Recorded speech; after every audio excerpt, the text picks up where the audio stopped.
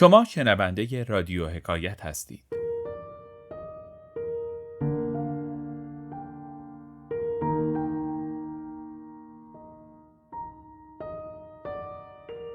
من مجید غفارنیا هستم و در این قسمت از رادیو حکایت راوی داستان کوتاه دوست کوچک نوشته گلی ترقی برای شما هستم.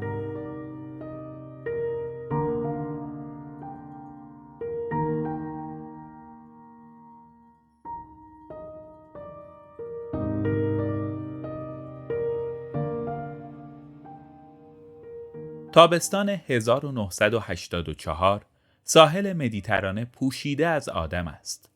جا برای تکان خوردن نیست. به خاطر بچه‌ها تن به این سفر دادم و از آمدن پشیمانم.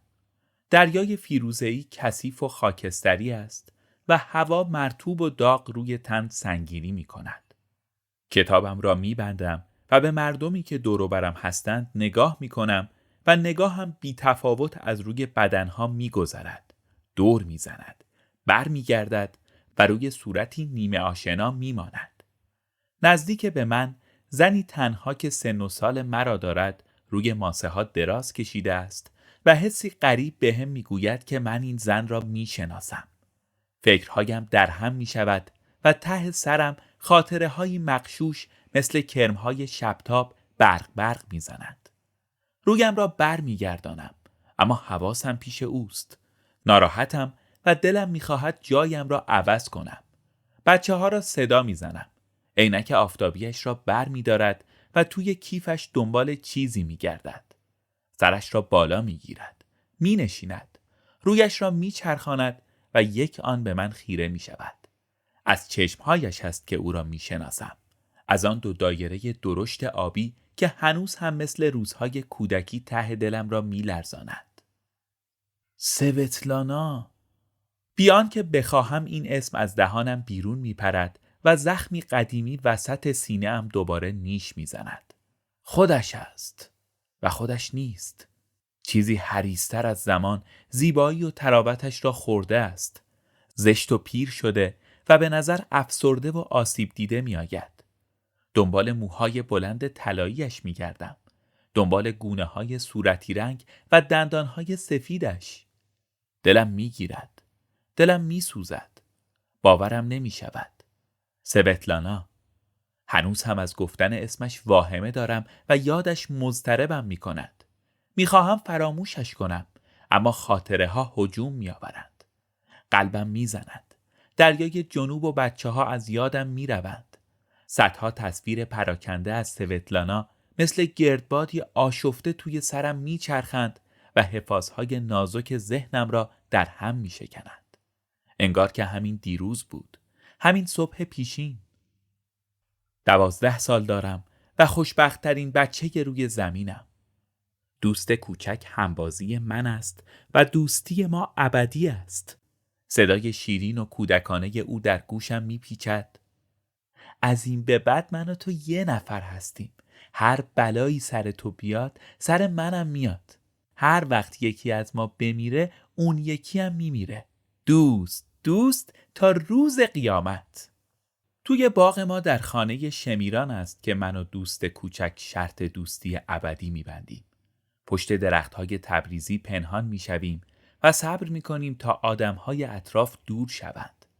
حسن آقا آشپز 3 تا موش گرفته است. پاهایشان را به هم میبندد و رویشان نفت میریزد. آتششان میزند. بعد 2 تا مرغ میآورد. میخواباند لب باغچه و گلویشان را میبرد. دوست کوچک میپرسد حاضری؟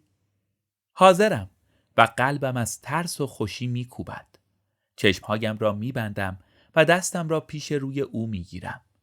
تیزی لبه تیغ را روی پوستم احساس میکنم و جیغی را که توی گلویم است فرو میدهم. اگر گریه کنم آبرویم خواهد رفت. خونی گرم از بریدگی دستم بیرون میزند. میلرزم و رنگ خون حالم را به هم میزند. اگر غش کنم دوستی ما به هم خواهد خورد. توی دلم تکرار میکنم از این به بعد من و تو یه نفر هستیم. یه نفر. دعایی را که مادر بزرگ برای گرفتن نمره خوب یادم داده است زیر لب میخوانم و زور میزنم تا اشکهایم نریزد. نوبت دوست کوچک است. دستش را با شجاعتی باور نکردنی بالا میگیرد و با یک ضربه پوست نازکش را میبرد. آه هم نمیگوید. زخمهایمان را روی هم میگذاریم. خونهایمان قاطی میشود. میگوید دوست، دوست تا روز قیامت. حس میکنم اتفاق عجیبی در بدنم افتاده است. شبیه به دوست کوچک شدم. نیمی از او در من است و 2 قلب پشت قفسه سینه ام میکوبد. شب از خوشحالی خوابم نمیبرد و توی کتابچه انشاء می نویسم من عاشق دوست کوچیکم و بدون اون میمیرم. تابستان برای همه بچه‌های مدرسه فصل جدایی است، جز برای ما 2 نفر. هر روز همدیگر را میبینیم و گوشه‌های تاریک باغ را با هم کشف میکنیم. لای بوته‌های گوجه فرنگی دراز میکشیم و به صدای جیرجیرک‌ها که خانه را روی سرشان گذاشتند گوش میدهیم. جویهای پای دیوار پر از قورباغه است. تا صبح میخوانند و مادر خوابش نمیبرد. به هر کدام از ما اگر قورباغه‌ای را بگیرد چیزی پاداش میدهد. یک جعبه هم کرم ابریشم داریم. پیله های رنگی را به بچه های کوچکتر میدهیم و خوراکی هایشان را میگیریم. گلبرگ‌های شمعدانی را روی لب‌هایمان میچسبانیم و مثل آدم بزرگ‌ها با هم میرقصیم. گاهی وقتها به تهمانده سیگاری که پیدا کرده ایم پک میزنیم و چیزهایی به انگلیسی بلغور میکنیم. عصرها قرار دوچرخه سواری داریم و تمام محله محمودیه مال ماست. زمستانها روی این تپه ها شاه و ملکه ثریا اسکی میکنند و ما از دور تماشا میکنیم. خانه ما در شمیران است و تا مدرسه فیروزکوهی 1000 فرسخ است. ماشین پدر سر ساعت 7:30 حرکت می کند و هر کس دیر برسد جا می ماند. حتی مادر. و من هر روز دیر می رسم. دوست کوچک صبحها سر 4 راه آشیخ هادی منتظر می ماند. بدون من نمی رود و همراه من تنبیه می شود. برای همین است که دوستش دارم. برایش می میرم و هر کار بگوید می کنم. سر کلاس پهلوی هم می نشینیم. جای ما 2 نفر چسبیده به هم است. همه این را می دانند. تمام شاگردها و همه معلمها. از کلاس اول تا امسال با هم بوده ایم. مثل 2 قلوهای چسبیده به هم. دوست کوچک شبیه پسرهاست. موهای کوتاه سیاه دارد و از دخترهای تر و تمیز و منظم با روپوش اتو شده و یقه سفید بدش می آید. من هم یکی از آن دخترها هستم. اما پیش از رسیدن به مدرسه روبان اطلسی سرم را در می آورم. کفش‌های واکس خورده ام را به خاک می مالم و دستهایم را با جوهر آبی کثیف می کنم. دوست کوچک درس نخوانده شاگرد اول است. کیف و دفتر ندارد. سر کلاس هم به حرفهای خانم معلم گوش نمی دهد و یواشکی کتابهایی را که دوست دارد می خواند. با این حال بیشتر نمره‌هایش 20 است. من دلم می خواهد مثل او باشم و در همه کارها ازش تقلید می کنم. هیچ چیز در این دنیا مهمتر از دوستی با او نیست. گاهی وقتها فکر می کنم که از مادر هم بیشتر دوستش دارم. توی دفترچه حسابم برای اینکه کسی نفهمد با زبان زرگری می نویسم مزن ازا شزی قز دوزو سزت کزو جزو کز هزا سزت تزم. دوست کوچک همیشه پول دارد. تنها به مدرسه می آید و تنها می رود. اگر دلش خواست به خانه ما می آید و شب می ماند. اختیارش دست خودش است. من نمیدانم خانه‌اش کجاست و با کی زندگی می کند. میدانم که مادرش طلاق گرفته، رفته فرنگ و پدرش قمارباز است. گاهی وقتها این پدر عجیب غریب خانه و باغ و زمینی در قمار میبرد. بعد همه اینها را میبازد و دوست کوچک به خانه این و آن میرود. خانه آدم‌های غریبه که نمیدانم کی هستند و در کجا زندگی میکنند. وقتی به او فکر میکنم سرم گیج میرود و فکرهای کوچکم در هم میشود. در خانه ما همه چیز سر جایش است. چیزها قانون و قاعده دارد و هیچ اتفاق ناشناخته‌ای نمی‌افتد. دوست کوچک از جایی که نمیدانم کجاست میآید.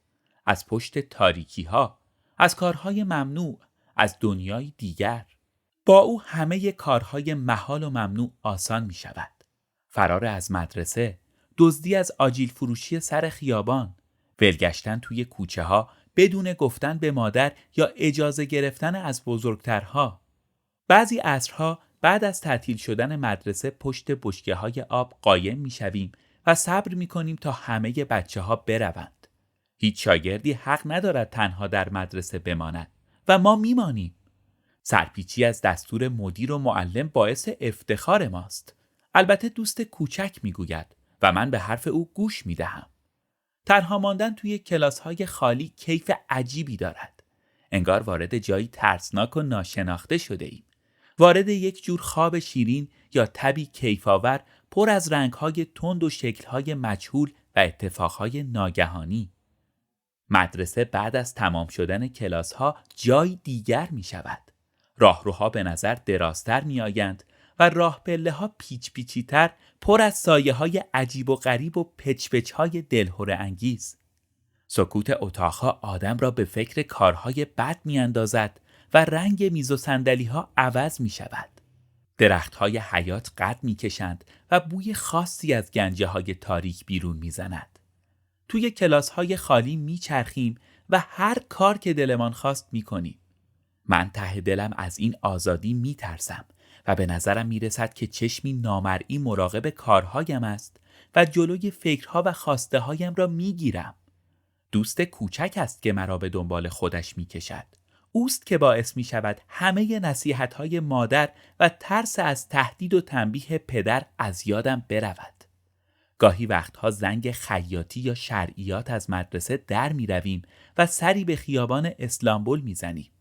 از مغازه های شیرینی فروشی توت خشک و آب نبات کشی می دزدیم و پا به فرار می گذاریم. سینما ستاره اغلب فیلم های روسی نشان می دهد.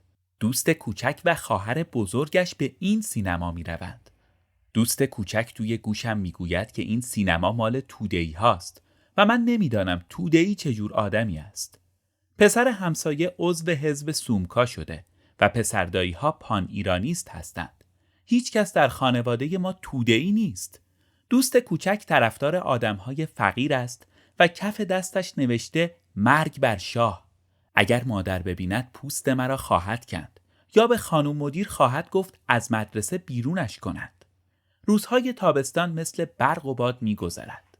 اول مهر مثل شب عید است و نمی شود بی خیال و راحت خوابید. کلاس جدید، کیف و کتابچه های نو، درس های تازه و یک قدم جلوتر 13 سالگی نزدیک است و پشت سرش 14 سالگی است و کلمه 14 دروازه ورود به دنیای بزرگتر هاست. به سرزمینی ناشناخته و مرموز و ترسناک. حرفش را نمی زنیم. ولی هر دوی ما به نزدیک شدن آن روز خاص فکر می کنیم و قلبمان می زند. نکند از هم جدا شویم. کلاس ششم در طبقه سوم است. از پنجره راهرو می توانیم پسرهای مدرسه فیروزکوهی را دید بزنیم. بعضی از دخترها نامه‌های بدون امضا می نویسند و یواشکی از لای پنجره به آن طرف پرت می کنند. زنگ اول دیکته داریم. من و دوست کوچک مثل همیشه کنار هم نشسته ایم. اسمهایمان را با نوک قلم روی میز چوبی میکنیم. مدادهایمان را با هم عوض میکنیم. میخندیم. خوشبختیم و جیبهایمان پر از سنگ برای بازی لیلی است. در کلاس باز میشود. خانم مدیر است. پا میشویم. ایستیم. همه سرها به طرف خانم مدیر میچرخد. صدا از کسی در نمیآید. در چهارچوب در کلاس دختری باریک و بلند ایستاده است. شبیه به هیچ یک از شاگردان مدرسه نیست. شبیه به من یا دوست کوچک هم نیست. موهای بلند طلایی دارد و چشمهای بزرگ آبی. خانم مدیر صدایش میزند. اسمش سوتلانا است. خانم مدیر توضیح میدهد سوتلانا روس است و خواندن و نوشتن فارسی را مثل ما نمیداند. یکی از شاگردها باید تمام سال به او کمک کند. کی؟ چشمهایش روی صورتها میچرخد. خانم معلم مرا صدا میزند. من؟ میگوید کیفتو بردار و برو ردیف آخر ته کلاس بشین. نمیفهمم. گیج شدم. به دوست کوچک نگاه میکنم. میبینم که مبهوت و کنجکاو خیره به دختر تازه وارد نگاه میکند. جای من پهلوی اوست. این قانون دوستی ماست و همه این را میدانند. پاهایم به زمین چسبیده است. نمیدانم چه کار کنم. دوست کوچک نگران به من و به خانم مدیر و به سوتلانا نگاه میکند.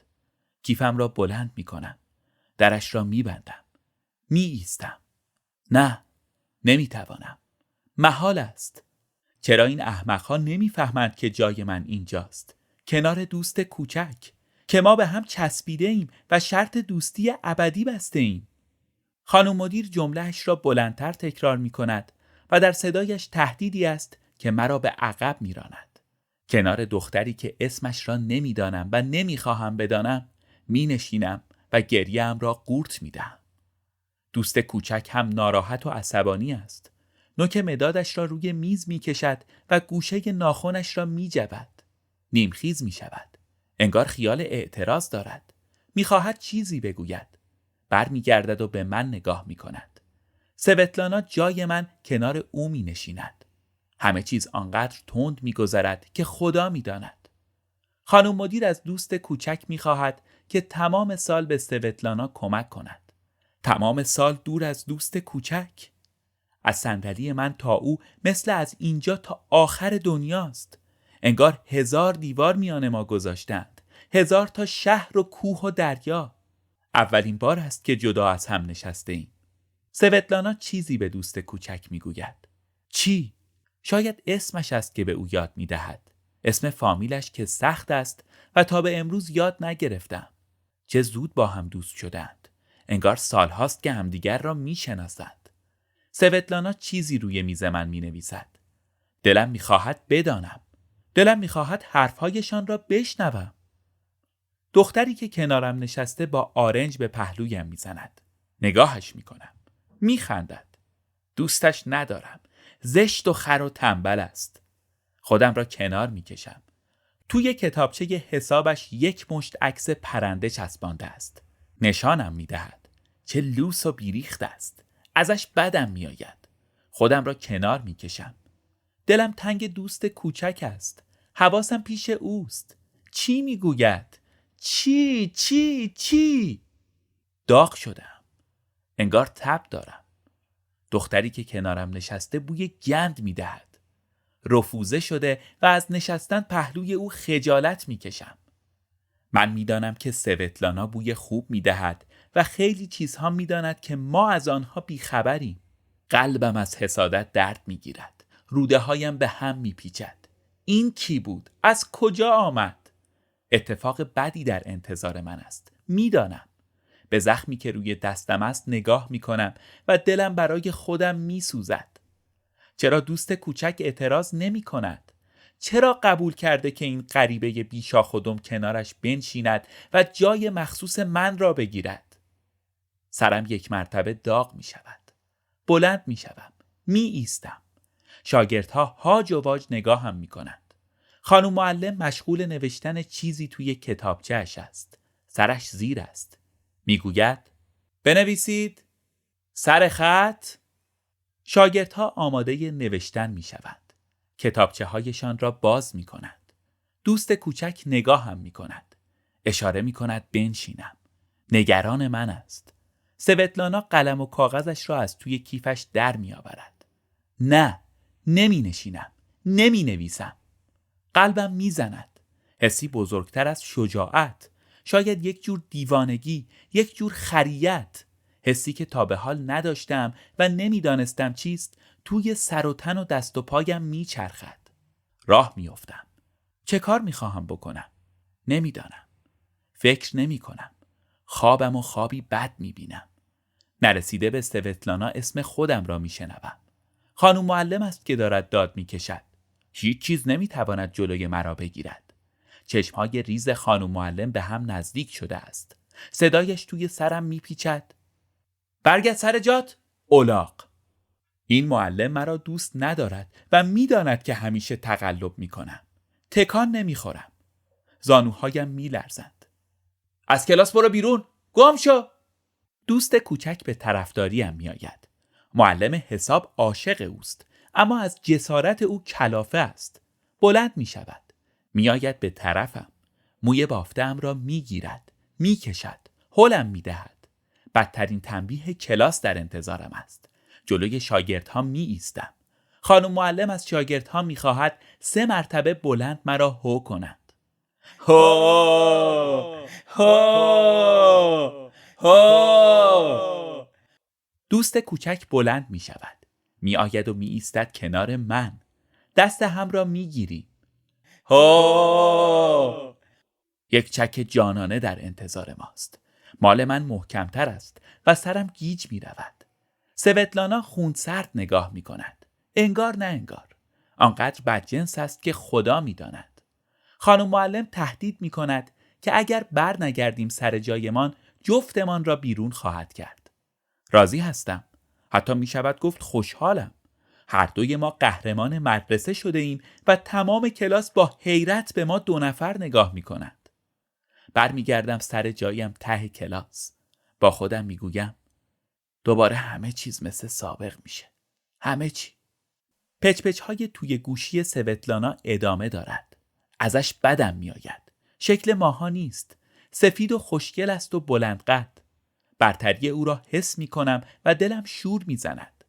میدانم که این غریبه، این دختر چشمابی آمده که بماند و بازی‌های ما را خراب خواهد کرد.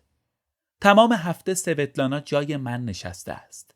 زنگ‌های تفریح هم دوست کوچک را ول نمی کند. درسش عالی است و نمره حسابش 20 است. توی تمام بازی‌ها برنده می شود. نمی خواهم باهاش بازی کنم و خودم را کنار می کشم.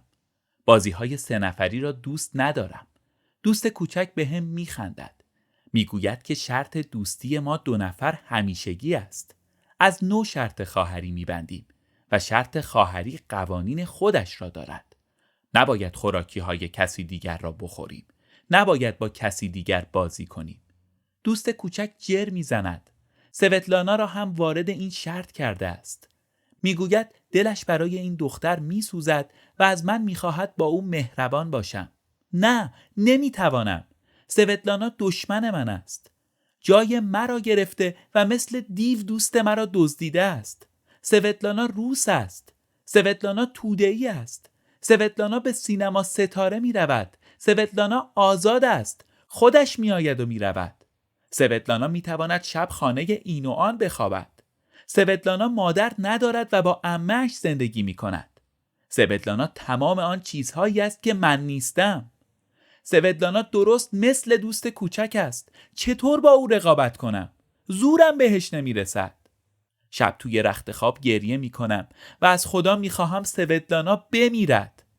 غذا نمی خورم و مادر نگران من است.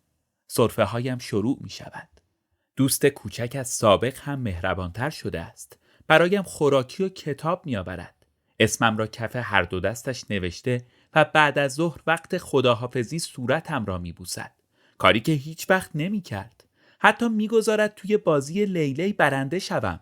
ولی پشت کارهایش یک جور دوز و کلک است و من آن را حس می کنم. انگار دلش برایم می سوزد. باهاش قهرم و هرچه بیشتر نازم را می کشد بدتر می شدم. می دانم که دروغ می گوید. اما نمی توانم مچش را بگیرم. هر روز می گوید این سوتلانای گوه دوست من نیست. من باید تو درسا بهش کمک کنم.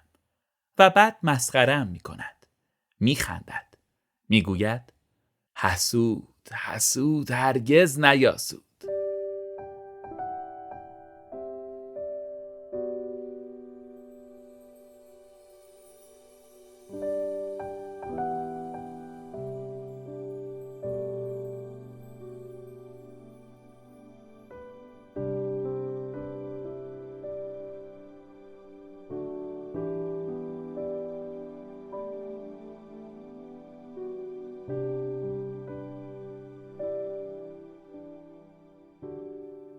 توبا خانوم جادو و جنبل بلد است. با جن و پریها دوست است. بهش میگویم که یک دختر خیلی خیلی بدجنس آمده به مدرسه ما. از پشت کوه ها آمده. جادوگر است. مرا طلسم کرده و نمیگذارد نمره خوب بگیرم. ولی میخواهد به شهر خودش برگردد و دست از سر من بردارد. توبا خانم چیزی از او را لازم دارد. پاککن سوتلانا را می دزدم و توبا خانم پاککن را ریز ریز می کند. روی یک تکه کاغذ چند جور عکس می کشد. عکس قورباغه و مار و زنی که شاخ دارد. می رویم ته باغ. لای بوته ها دنبال تیغ و برگ گزنه می گردد. تخم چند جور گل را له می کند و همه اینها را می ریزد توی دستمال و گره می زند. ماه شب 14 است. دستمال را زیر نور ماه می گیرد و ورد می خواند. ازش می ترسم. دلم می خواهد فرار کنم. دستمال را چال می کنیم و من تا صبح توی رخت خواب می لرزم و سرفه می کنم. خوابهای بد می بینم. خواب مردن و افتادن توی چاه و گم شدن توی شهری ناشناس. خواب دوست کوچک و سوتلانا را می بینم. دست مرا گرفتند و می چرخیم. جیغ می کشم. نمی خواهم باهاشان بازی کنم. بازی چند نفری را دوست ندارم. دوست کوچک مال من است. مال من. توی خواب هم گریه می کنم و صبح به موقع بیدار نمی شدم. روپوشم را با عجله می پوشم. صبحانه نخورده دنبال ماشین پدر می دوم. دیر رسیدم. جا می مانم. همه با من دشمن هستند. حتی پدر. از همه بدم می آید. کیفم را پرت می کنم. جیغ می کشم و با لگد به قوزک پای حسن آقا می کوبم. دیوانه شدم. چیزی به سنگینی یک تخت سنگ روی سینه‌ام نشسته است. تنم درد می کند و این درد با همه دردها فرق دارد. انگار تب دارم. اختیار کارها و حرفهایم دست خودم نیست. مادر برایم شیر و عسل می آورد و سعی می کند آرامم کند. نمی خواهم. نمی خورم. دراز می کشم روی تخت و زار می زنم. 1000 سال است که این شکلی گریه نکردم. مادر ناز و نوازشم می کند. موهایم را می بوسد. نمی داند چه اتفاقی افتاده، اما می بیند که قصه دارم و همین برایش کافی است. دستش را می چسبم. کاش می توانستم بهش بگویم. کاش می توانستم باهاش حرف بزنم. کاش هنوز یک بچه کوچولو بودم و توی بغلش جا می شدم. می بینم که بزرگ شدن کار سختی است و دلم می گیرد. بعد از ظهر امتحان حساب داریم. به زور و اصرار مادر چیزی می خورم. دلم شور می زند. حسن آقا کفشهایش را می پوشد و راه می افتیم. دوست کوچک با سوتلانا سرگرم بازی لیلی است. مرا که می بیند به طرفم می دود و می خواهد تا زنگ نخورده خلاصی بازی کنیم. توی این بازی همیشه گروه ما برنده است. باید یارکشی کنیم. 10 نفر هستیم. قلبم تون می زند. دوست کوچک سردسته است. اوست که همیشه اولین یار را می کشد. همه می دانند اولین یاری که می کشد من هستم. این قانون بازی ماست. سوتلانا چی؟ می افتد توی دسته دشمن. بهتر از این نمی شود. دوست کوچک مجبور به انتخاب است. این مهمترین لحظه زندگی من است. یا من یا او. دوست کوچک آماده است. میگوید امروز 2 یار میکشیم. چی؟ داد همه بلند می شود. 2 نداریم. نمی شود. خیلی خوب هم می شود. 3 هم می شود. دوست کوچک رئیس است و فرمانده بازی هاست. حرفش را قبول می کند. من و سوتلانا را انتخاب می کند. بازی نمی کنم. می گویم مریضم و سرم گیج می رود. خودم را کنار می کشم. دوست کوچک دلخور است. می گوید لوس، قهرو و شانه هایش را بالا می اندازد. می نشینم روی پله ها و نگاه می کنم. خدایا، پس این طلسم لعنتی توبا خانم چی شد؟ امتحان حساب داریم و ته دلم می لرزد. حساب من خراب است. دوست کوچک با من قهر است و نگاه هم نمی کند. آنقدر غصه دارم که می ترسم قفسه نازک و لاغر سینه‌ام بشکند. 3 مسئله داریم. اولی را نمی فهمم. می روم سراغ دومی. یا من یا سوتلانا. توبا خانم عزیز، توبا خانم جادوگر، تو رو خدا کاری بکنین غریبه، این دیو که از آن سر دنیا آمده برگردد و برود. همه دارن تند می نویسند. مسئله سوم را می خوانم. این تنبل خر که کنار دستم نشسته می خواهد از روی ورقه سفید من بنویسد. میزند به پهلویم. میپرسد 6 9 تا. سرم را تکان میدهم. 8 7 تا. نمیدانم. کله‌ام کار نمی کند. جدول ضرب را از کلاس سوم فوت آب بودم و حالا هر چه زور میزنم چیزی یادم نمی آید. عددها توی سرم در هم فرو می روند. توی هوا می چرخند. در هم ضرب نمی شوند. دختر بغل دستیم می نویسد، خط می زند. تمام انگشتهایش جوهری شده. نوک مدادش را به میز می کشد. ته آن را می خورد. می پرسد 9 7 و مدادش را می جود. نمیدانم. 6 8 8 8. همه دارند می نویسند. حتی این خر که کنار من نشسته است. وقت می گذرد. دلم آنقدر شور می زند که نزدیک است بالا بیاورم. هر کس تمام کند می تواند برود. خانم معلم به ساعتش نگاه می کند. دوست کوچک و سوتلانا با هم تمام می کند. بلند می شوند. ورقه هایشان را روی میز می گذارند و می روند. دوست کوچک با من قهر است. نگاه هم نمی کند.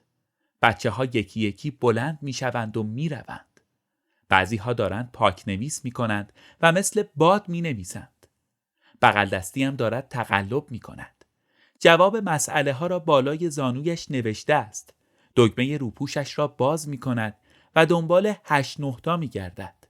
کلاس خالی شده است. ورقه من سفید است. اسمم را بالایش نوشتم. زنگ می خورد. همه رفتند و کلاس خالی است. خانم معلم ورقه را از جلویم بر می دارد می رود. با خودم تکرار می کنم 8 7 تا 6 5 تا 10 10 تا 1000 تا و اشکایم می ریزد. می رود توی یقه‌ام. می چکد روی میز. روی کتاب حساب و هر کدام تبدیل به یک صفر گنده می شود. شب خوابم نمی برد. مادر همه ناراحتی های مرا به پای لاغری و ضعف و کمبود ویتامین می گذارد و روزی 3 قاشق روغن ماهی به حلقم می ریزد. خوابم نمی برد و صدای دوست کوچک توی گوشم می چرخد. از این به بعد من و تو یکی هستیم. هر اتفاقی برای تو بیفته برای منم میفته. از رخت خواب میپرم بیرون. دلم میخواهد بمیرم و دوست کوچک هم با من بمیرد. گوش میدم. همه خوابند و سکوت خانه دلم را میلرزاند. میآیم توی راهرو. پا برهنه هستم. قلبم تند تند میزند. هنوز زمستان نشده اما هوا سرد است. در سرسرا را باز میکنم. قرچی صدا میدهد. همه خوابند جز من. گریم میگیرد. یک لحظه به مادر فکر میکنم که چقدر از مردن من قصه خواهد خورد و پایم سست میشود. توبا خانوم توی سرسرا خوابیده و مثل دیو خورناس میکشد. توبا خانوم دروغگو با آن جادوی الکیش. دلم میخواهد یک لگد به کپل گنده‌اش بزنم. میآیم بیرون. یخ میزنم. لختم و لباس خوابم نازک و رکابی است. درختها جور بدی نگاهم میکنند. بلند و سیاهند و شاخه هایشان شبیه به انگشت های دراز جادوگرهاست. تکان میخورند. پس و پیش میشوند و توی گوش هم پچ پچ میکنند. میایستم کنار استخر. عکس ماه توی آب افتاده است و مجسمه پری دریایی لب استخر به من نگاه میکند. همه اینها میدانند که میخواهم بمیرم و میخواهم دوست کوچک با من بمیرد. این تنها بازی ماست که سوتلانا در آن نیست. بازی ما دوتاست. سوتلانا از حسودی دق خواهد کرد. به خراش قدیمی روی دستم نگاه میکنم. صدای شیرینی توی گوشم میگوید هر اتفاقی برای تو بیفته برای منم میفته. چه خوب، چه بهتر. سوتلانای لعنتی. این بازی مال ماست. ما 2 نفر. یک شاخه نازک از بوته گل نسترن را میکنم. تیغش را توی زخم کهنه دستم فرو میکنم. فشار میدهم. محکم تا ته. یک جوی باریک خون روی پوستم میغلطد. تا کف دستم میرسد. خون دوست کوچک است. میلرزم و دندانهایم از سرما به هم میخورد. یخ زدم و این یخ توی تنم میچرخد. توی استخوانها، توی سرم، توی نفسهایم. چشمهایم را میبندم و تا 100 میشمارم. پاسبان گشت سوت میزند و گربه همسایه دورم میچرخد. چراغ‌های اتاق بالا روشن میشود. کسی پا شده است. شاید پدر است. یخ زدم. پاهایم را پیدا نمی کنم. شاید مردم و از فکر مردن آنچنان وحشت می کنم که بی اختیار می دوم. بر می گردم توی خانه. در سرسرا به هم می خورد و توبا خانم خواب و بیدار می پرسد کی بود؟ و دوباره خورناس می کشد. دراز می کشم روی تخت. می سرم زیر لحاف. ناخوشی بزرگی در انتظارم است. می دانم. دوباره دکتر کوثری. دوباره قرص و آمپول. دوباره نگرانی های دیوانه کننده مادر. سینه پهلو کردم و سرفه های تمام نشدنی من همه را می ترساند. دوست کوچک به دیدنم می آید. قهرم و ملافه را روی صورتم می کشم. می خندد. حرف می زند. انگار نه انگار که دوستیمان به هم خورده است. گریه هم می گیرد. محلش نمی گذارم و رو به دیوار می خوابم. برایش مهم نیست. دوباره می آید. یک روز در میان. درس‌های مدرسه را برایم می آورد. یک کلمه از سوتلانا نمی گوید. شکل خودش شده است. مثل آن وقتها. یواش یواش آشتی می کنم. سر حرف زدن و خنده هایمان باز می شود. تمام روز منتظر آمدنش هستم و قلبم از خوشی می زند. گاهی وقتها اسم سوتلانا سر زبانم است. می خواهم بپرسم کجاست، چه کار می کند، اما جرأت نمی کنم. می دانم که هست. شاگردهای دیگر اخبار مدرسه را به هم می دهند. اما انگار با کسی دیگر دوست شده و دست از سر ما برداشته است. خوشحالم، خوشبختم و مثل برق و باد خوب می شوم. غذا می خورم، می خوابم و دلم می خواهد زودتر به مدرسه برگردم. همه چیز دوباره سر جای خودش است. مثل آن وقتها. بهترین انشای کلاس را نوشتم و 20 می گیرم. احساس پیروزی می کنم. زمستان شروع شده و چند روز دیگر تولدم است. تولدهایم را با دوست کوچک جشن می گیرم. فقط با او. آنها که شرط دوستی ابدی بسته‌اند چیزهای مهم را با کس دیگری تقسیم نمی کنند. حتی خوراکی هایشان را. سوتلانا همچنان سر جای من نشسته است. اما مهم نیست. حتی یک بار هم به هم گفت که می توانم سر جای او بنشینم. گفتم نه و شانه هایم را با غرور بالا انداختم و گذشتم. ته دلم محکم است. دوست کوچک را دوباره پیدا کردم و می دانم که سر حرفش باقی است و دوستی ما ابدی است. از سوتلانا، از این جادوگر موطلایی دیگر نمی ترسم. اما هنوز بازی‌های 3 نفری را دوست ندارم و حاضر به تقسیم دوست کوچک با کسی نیستم. دوست کوچک میگوید می شود 3 نفر یا 10 نفر را دوست داشت. باور نمی کنم. کلک می زند و می خواهد هم من و هم سوتلانا را برای خودش نگه دارد. من می دانم که اگر پدر به زنی نگاه کند مادر چشمش را در خواهد آورد و یا اگر دایی جان دکتر عاشق شود زنش از غصه خواهد مرد. حسن آقا قول داده برای شب تولدم رشته پلو با قیسی درست کند و مادر یک سینی بزرگ یخ در بهشت برایمان تهیه دیده است.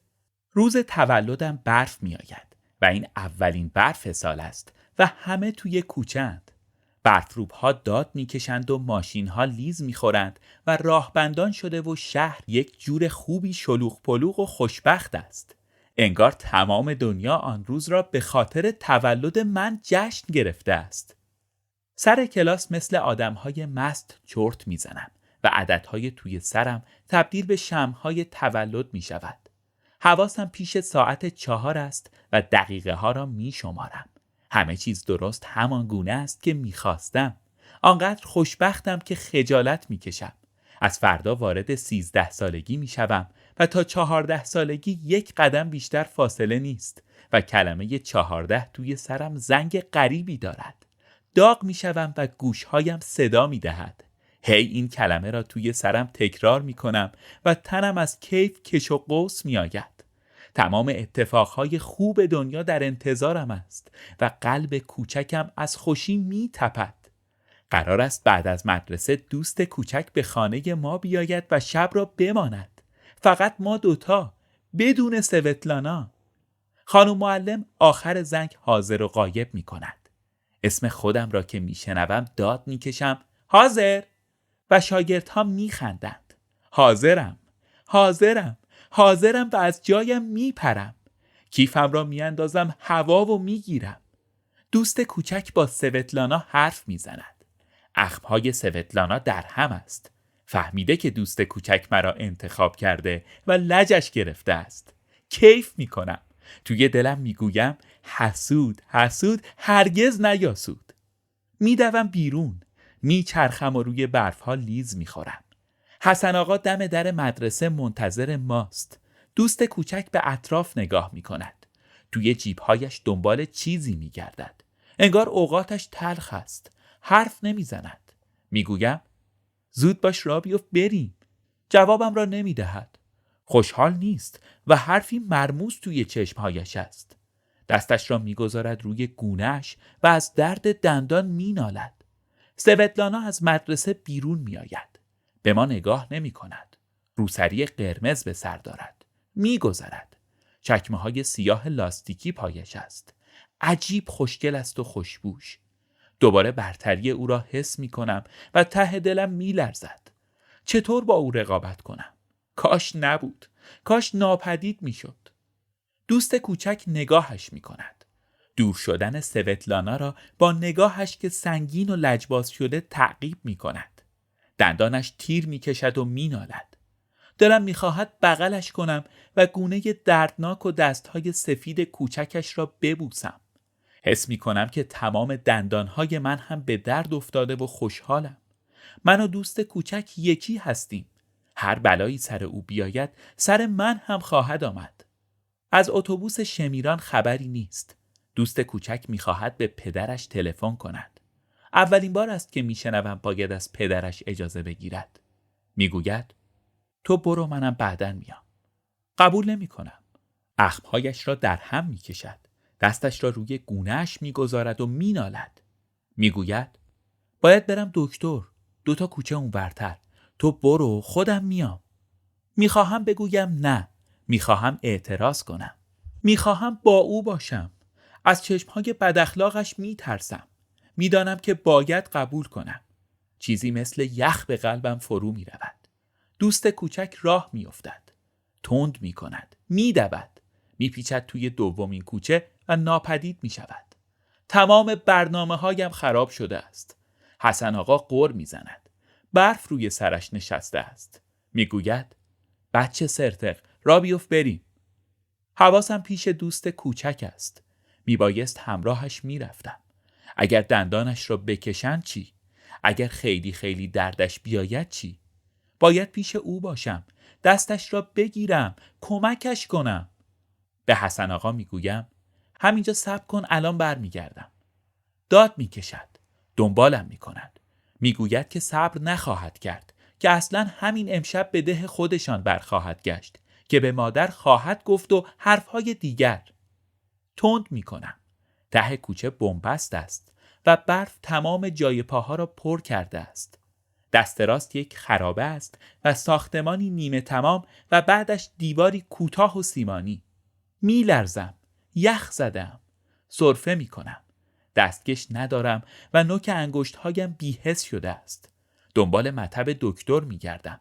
تنها صدایی که میشنوم صدای ریختن برف است. یک نواخت و طولانی، مثل پچپچی خواب‌آور. همه چیز توی هواست، حتی خانه‌ها و درخت‌ها و من و زمین. به برف‌ها نگاه میکنم. میبینم که رو به بالا در حال پروازم و سرم گیج میرود. انگار توی شهری غریب یا دنیایی دیگر هستم. دنیای خواب و سفیدی همیشگی. دوست کوچک غیب شده. فرو رفته توی برفها. دلم میخواهد حسن آقا پیش من بود. حسن آقای خوب. حسن آقای ساده مهربان. پنجره‌ای روشن است. باز می شود و سر زنی که روسری گلدار دارد بیرون می آید. با آدم‌هایی توی حیاط حرف می زند. چیزهایی به زبان خارجی می گوید. شبیه به سوتلانا است. پنجره را می بندد. دلم یک مرتبه به شور می افتد. می خواهم برگردم. می ترسم. گیجم. می روم جلوتر. دندانم نیش می زند و می دانم که این دندان دوست کوچک است که به درد افتاده. با خود گفته بودم که امشب تولد 13 سالگی من است. یک بار دیگر دستهایمان را می بریم و زخمهایمان را روی هم می گذاریم تا سوتلانا غیب شود. انگار نبوده، نه در گذشته، نه در آینده، هیچ وقت نبوده، هیچ وقت. جلوی بیشتر خانه ها حیاتی کوچک است با نرده‌ای آهنی. توی آخرین حیاط یک آدم برفی درست کردند. با 2 چشم بزرگ سیاه و مدادی سبز مثل سیگار توی دهنش. روسری قرمز به سر دارد. به من نگاه می کند. انگار می بیند. سردش است. دلم برایش می سوزد. لپش باد دارد. به نظرم می رسد که دندان او هم درد می کند. از جایی صدای حرف می آید و صدای خنده.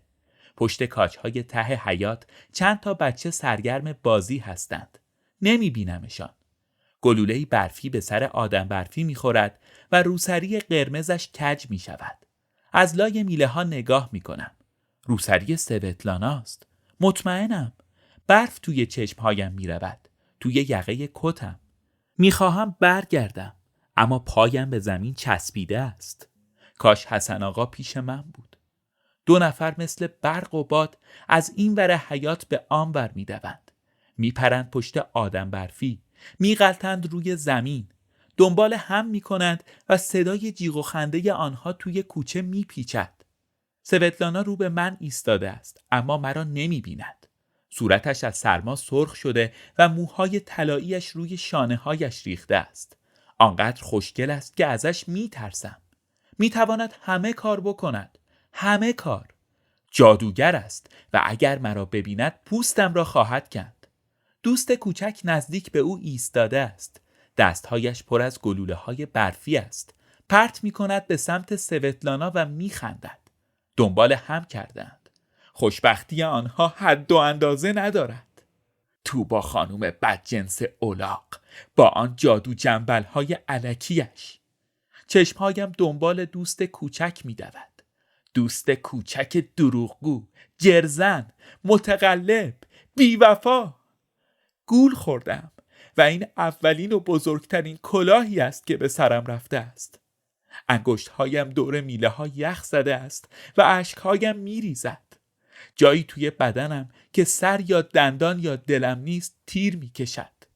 جایی توی فکرهایم است، ته حرفهایم یا پشت قلبم. یک جور درد تازه است و قصه‌ای ناآشنا، از همانهایی که مادر حرفش را با خاله آذر میزند و هر دو گریه میکنند. توبا خانوم میگوید مواظب باش، 13 سالگی نحسی داره. هر شب به خودت دعا بخون و فوت کن. پدر میگوید باید بری آمریکا، درس بخونی، پول دراری، آدم شی. مادر برایم از آینده میگوید، از عشق و ازدواج و رازهای زنانگی. با دوست کوچک قهر کردم و قهر میمانم. چیزی بهش نگفتم اما خودش میداند. گهگاه نگاهم میکند و پشت نگاهش حرفی است که ته دلم را میلرزاند.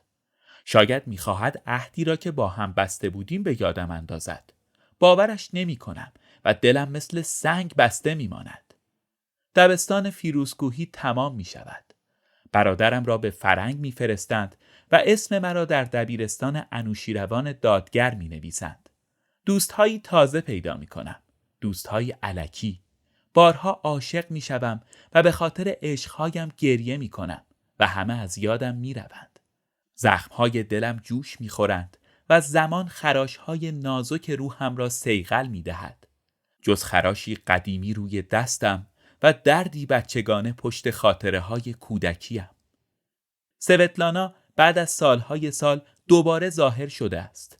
مثل کبوتر قاصدی گم شده، رسیده از راه، خسته و بال و پر ریخته و ناتوان.